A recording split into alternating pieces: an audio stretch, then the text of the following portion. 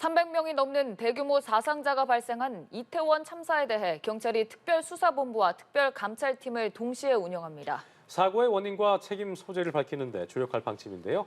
경찰청에 나가 있는 취재기자 연결해서 자세한 내용 들어보겠습니다. 김예림 기자.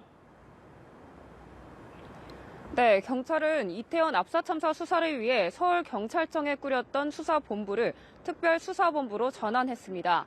앞으로 서울경찰청이 아닌 경찰청에서 상급자의 지휘와 감독 없이 독립적으로 수사를 진행합니다. 인력은 총 501명으로 475명 규모였던 서울경찰청 수사본부와 비교해 소폭 늘었습니다. 앞으로 남겨진 과제는 이태원 참사의 원인과 책임 소재를 신속하게 규명하는 일입니다.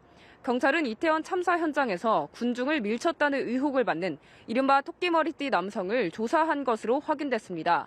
경찰 조사에서 이 남성은 자신의 이동 경로 등을 밝히며 혐의를 부인한 것으로 전해졌습니다. 아울러 경찰은 사고 당시 희생자들을 민 것으로 추정되는 또 다른 토끼머리띠 여성을 특정하고 추적하고 있습니다.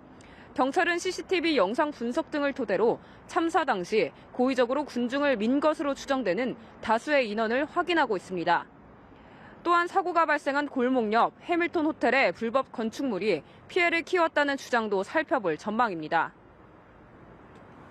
이번 헬로윈에 대규모 인파가 몰릴 것이 예상됐던 만큼 관리 책임도 규명해야 할 부분 중 하나지 않습니까? 네, 서울시와 그리고 용산구 등 지자체와 경찰이 대규모 인파에 대비해 안전조치를 제대로 했는지도 따져봐야 할 부분입니다.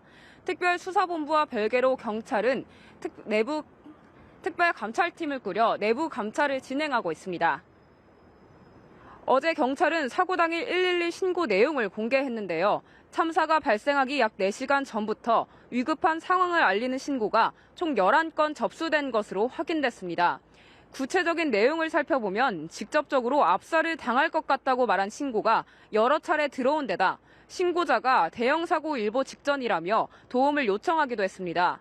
그런데 11건 중 현장 출동을 한 건 4건으로 나머지는 전화로 안내만 한 뒤 종결한 것으로 나타났습니다. 부실 대응이라는 비판이 나오는 대목입니다. 이번 수사와 감찰은 서울경찰청장이나 경찰청장까지 확대될 가능성도 있습니다.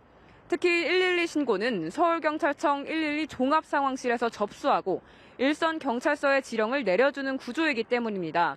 어디까지 현장 상황이 보고됐는지, 누가 조치 지시를 내렸는지 여부도 관건입니다.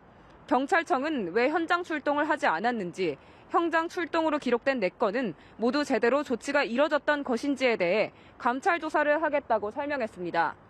경찰청에서 연합뉴스TV 김예림입니다.